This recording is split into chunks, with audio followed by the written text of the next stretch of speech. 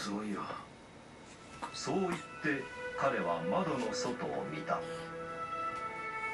すると彼の目に涙が浮かんでいた。